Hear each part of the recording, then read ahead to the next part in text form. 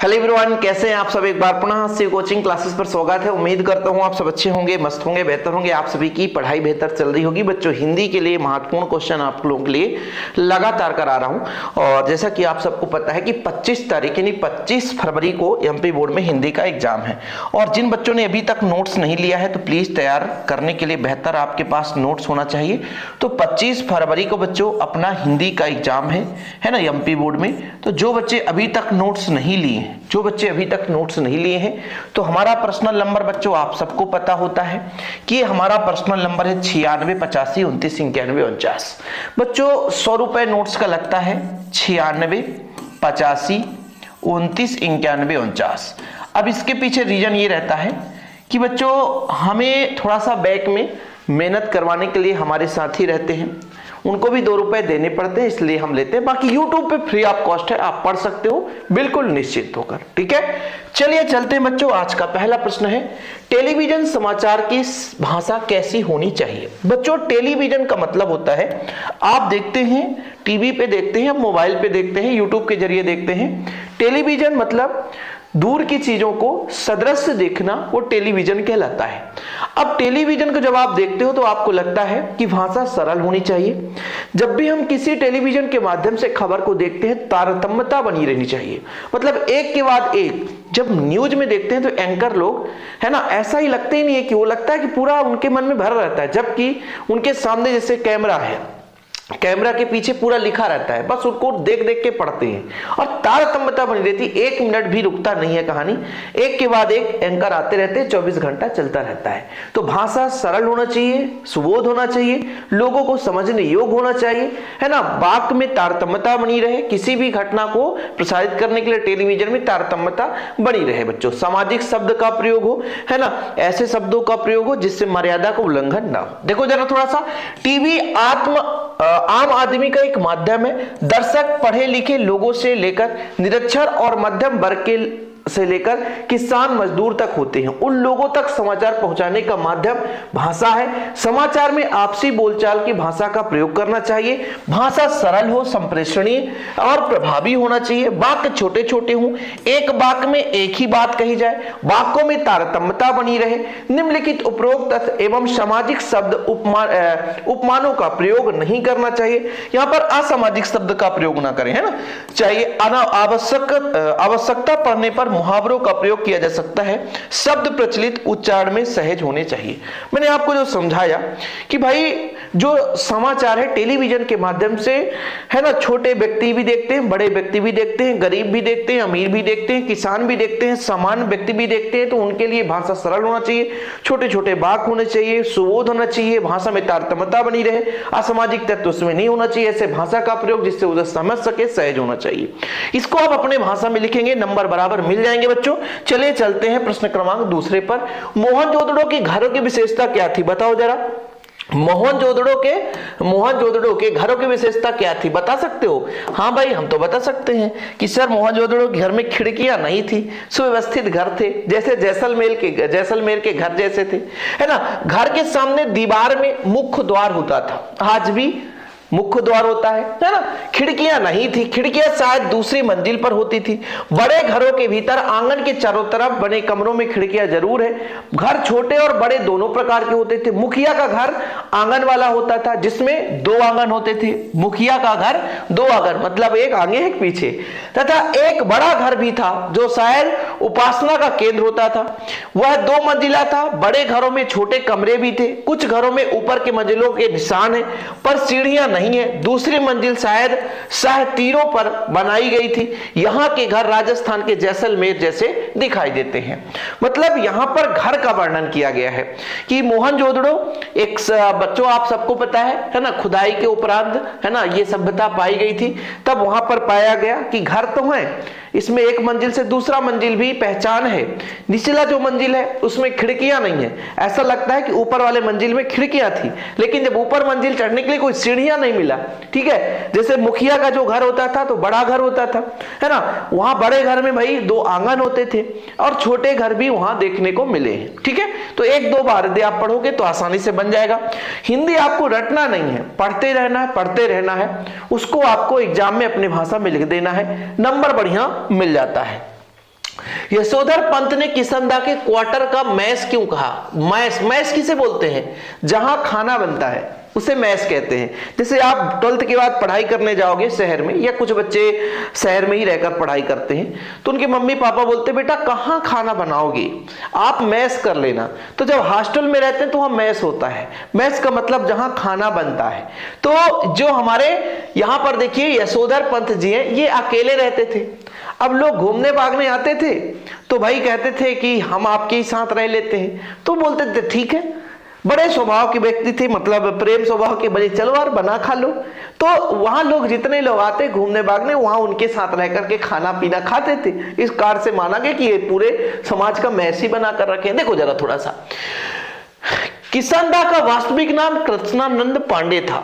वो गोल मार्केट के 3 कमरों वाले क्वार्टर में अकेले रहते थे। कहां रहते थे? क्वार्टर में अकेले रहते थे। पहले मैंने बताया, जहां रोजी रोटी की तलाश में आए यशोधर पंत नामक एक मैट्रिक पास वाला को शरण मिली थी। मतलब रोजी रोटी कमाने आया था, ठीक है। किशनदा कुंवारे थे और पहाड़ से आए हुए कितने ही लड़के ठीक ठिकाना होने से पहले उनके यहाँ रह जाते थे। भाई पहाड़ से घूमने भागने आते थे, यही लगता है कि यार कहीं 2 रोटी मिल जाए, कहीं पानी मिल जाए, सस्ता और भोजन मिल जाए। आप भी घूमने जाते हो तो 4 होटल में पता भैया कितने रुपए थाली है, भैया यहाँ का खाना कैसा है।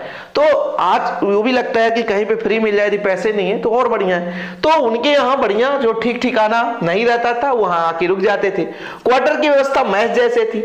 मैस कैसे? मतलब जो भी गैस भी है, खाना भी है, जो बनाना है खाना बना खा लो, मिल करके लाओ, पकाओ, खाओ। किशनदा ने यशोधर पंत को मैस का रसोइया बनाकर रख दिया, है ना। लड़के मिलकर के स्वयं मैस की व्यवस्था कर लेते थे। इसी कारण किशनदा के क्वार्टर को यशोधर पंत ने मैस कहा, ठीक है। मतलब किशनदा 3 कमरे के घर में रहते थे।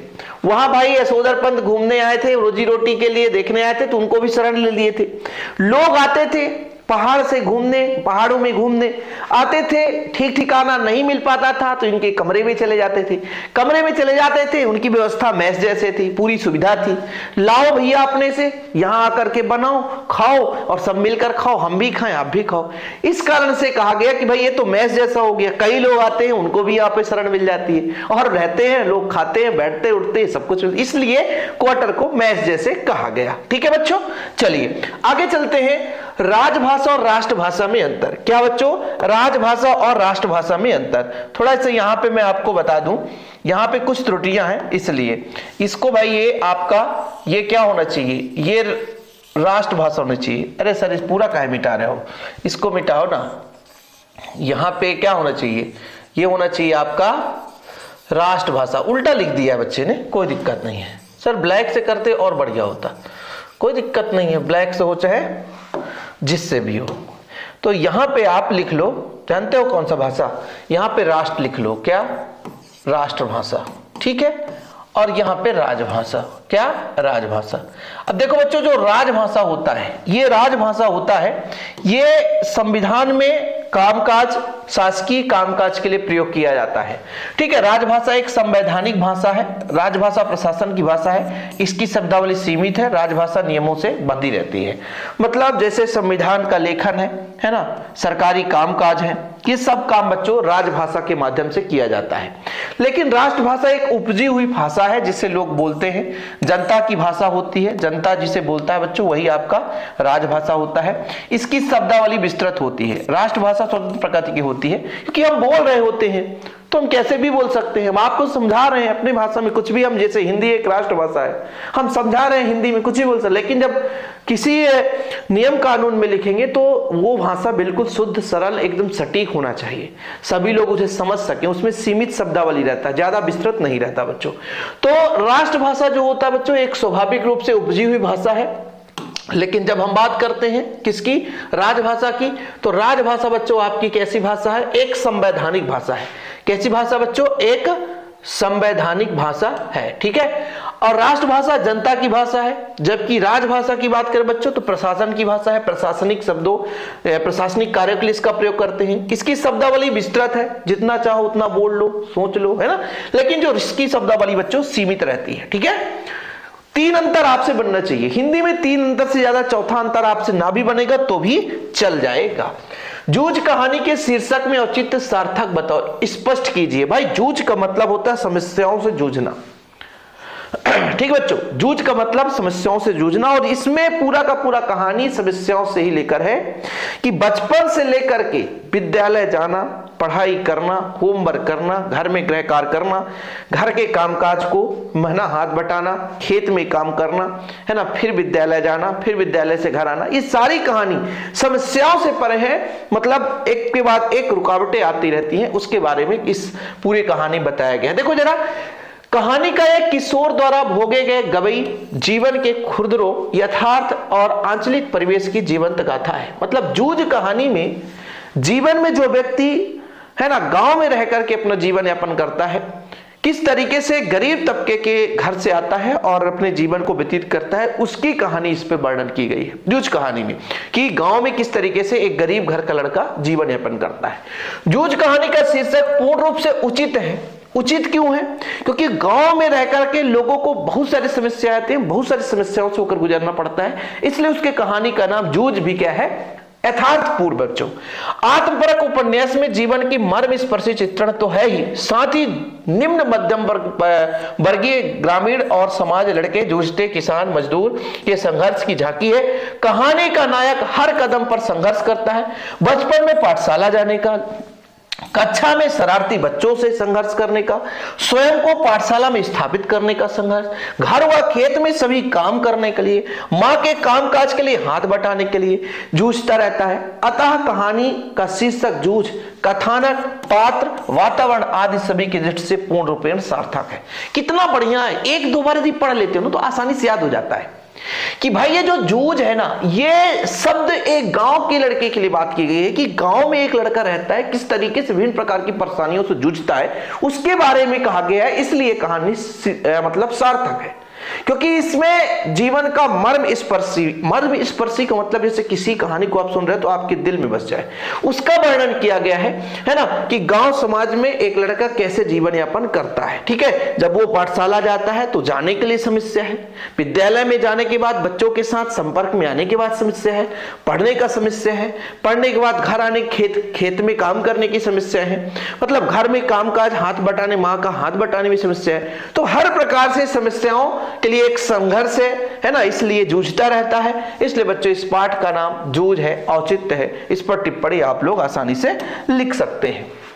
नाटक और एकांकी में अंतर। नाटक जो होता है बच्चों एक विस्तृत रूप है, नाटक जो होता है एक विस्तृत रूप है, बड़ा रूप है। नाटक जो होता है विस्तृत है, बड़ा रूप है। एकांकी मतलब किसी एक अंक की गणना या घटना का वर्णन हो, तो इसलिए एकांकी जो होता है बच्चों सूक्ष्म होता है। क्या होता है? सूक्ष्म होता है।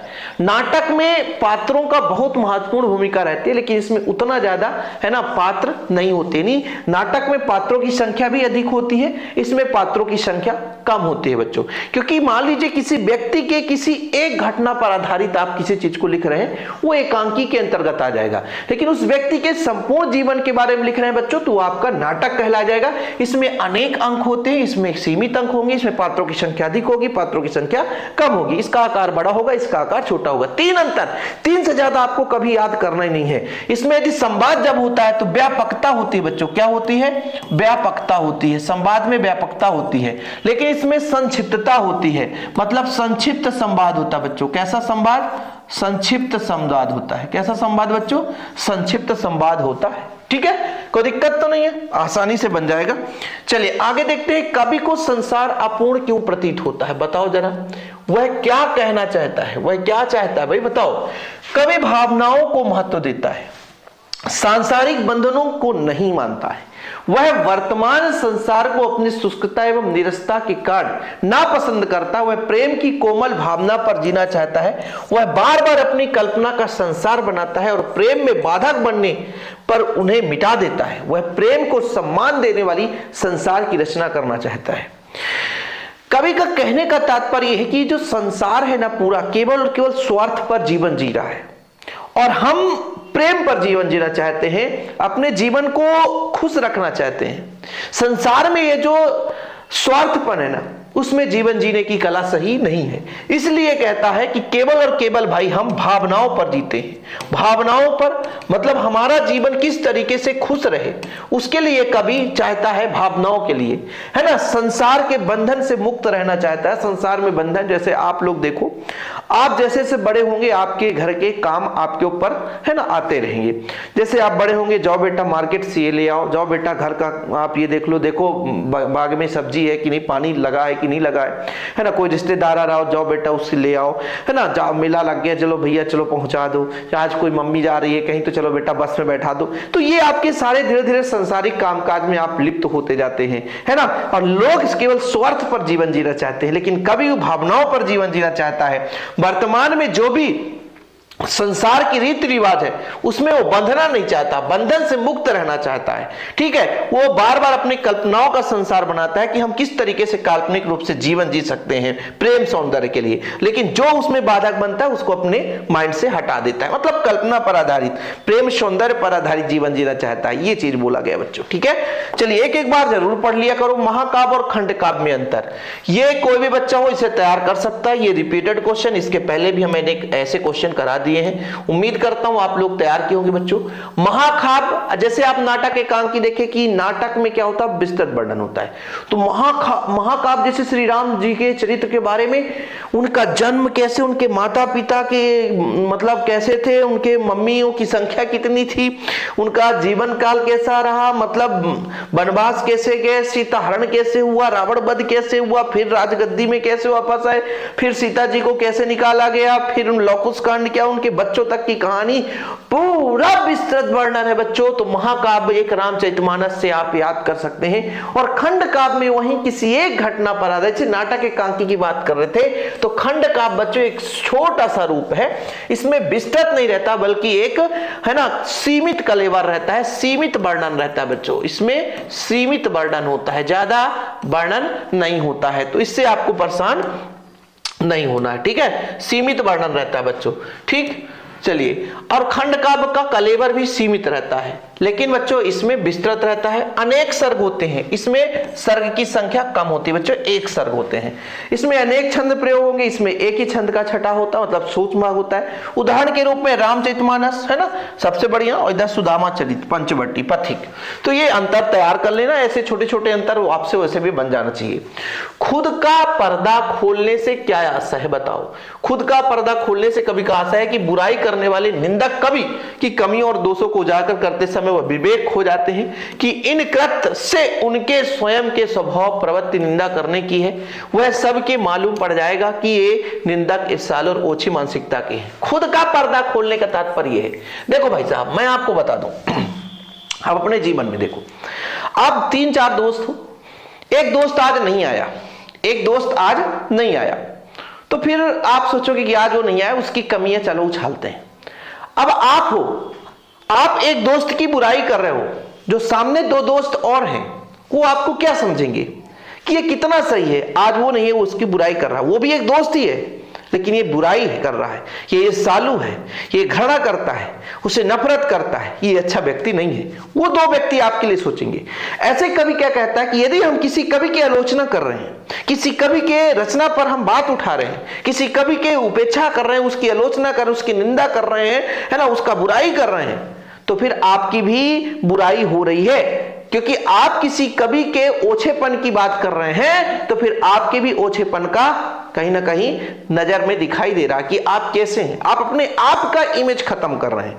यही चीज बोला गया है। कवि कहता कि खुद का पर्दा खोलने का कवि का आशय है कि बुराई करने वाले व्यक्ति, निंदा करने वाले व्यक्ति जब दूसरे की निंदा कर सकते हैं तो स्वयं की निंदा का वहां पे वर्णन कर रहे हैं। समझ रहे हैं ना क्या बोला है?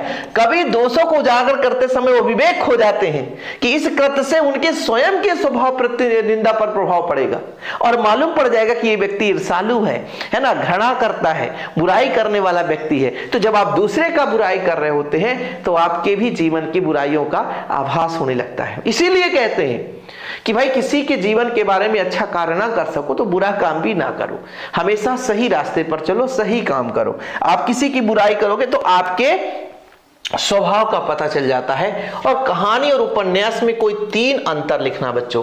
कहानी उपन्यास सेम जैसे नाटक एकांकी होता है, इसका आकार कैसा होता है बच्चों?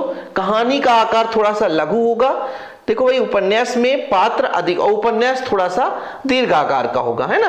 कहानी में पात्र की संख्या कम होगी, इसमें पात्र की संख्या अधिक होगी। इसमें एक घटना का वर्णन होता है, इसमें थोड़ा घटना की संख्या अधिक लगता है, समय कम लगता है, इसमें समय अधिक लगता है। तो ये चीज तो आप वैसे भी तैयार किए होंगे, इसमें पढ़ने की जरूरत नहीं है।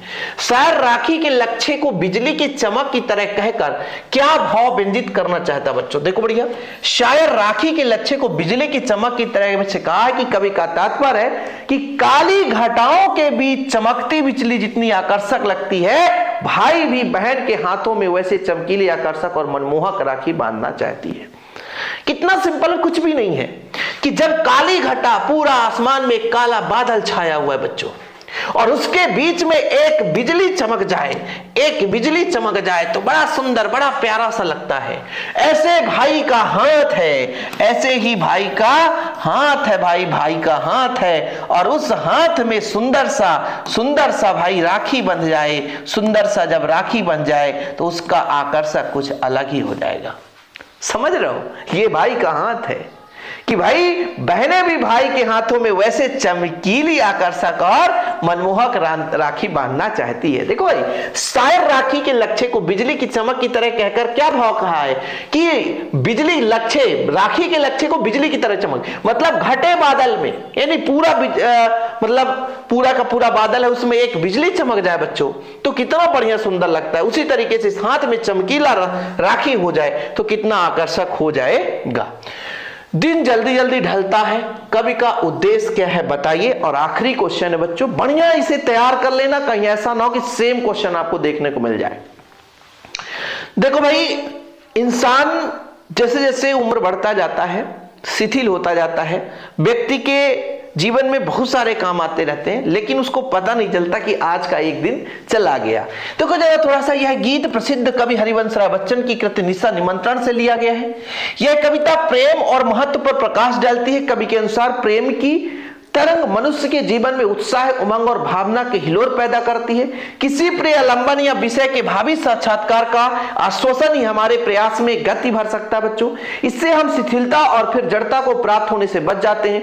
प्रेम के कारण मनुष्य के दिन जल्दी जल्दी ढलता महसूस होता है। यदि जीवन में कोई प्रतीक्षा करता ना मिले तो जीवन शिथिलता की ओर हो जाती है। मतलब यदि जीवन में आपके साथ कोई, है ना, जीवन में अच्छा साथी ना मिले, आपकी कोई इंतजार ना करे, तो फिर जीवन में कोई मतलब नहीं, धीरे धीरे ढलता हुआ महसूस होने लगता है। ठीक है, प्रिय प्रतीक्षा करता ना मिले तो जीवन शिथिल हो जाता है ना, सीधा सीधा आपका सक्रियता खत्म हो जाती है। तो भाई इसमें कहना क्या है, दिन जल्दी जल्दी ढलता है का मतलब ये है कि भाई कवि के अनुसार प्रेम की तरंग मनुष्य के जीवन में उत्साह, उमंग और भावना की रोध पैदा करता है।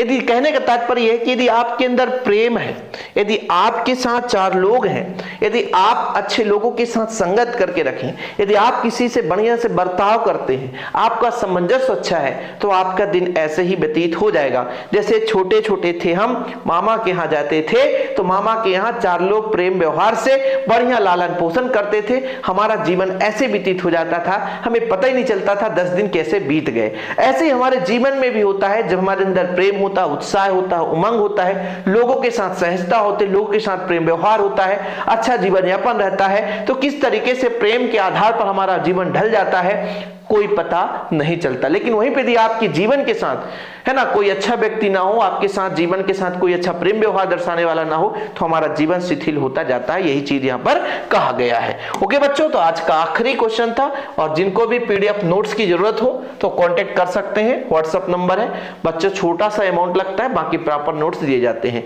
वीडियो पसंद आए तो लाइक करके शेयर जरूर करिएगा। जय हिंद, वंदे मातरम।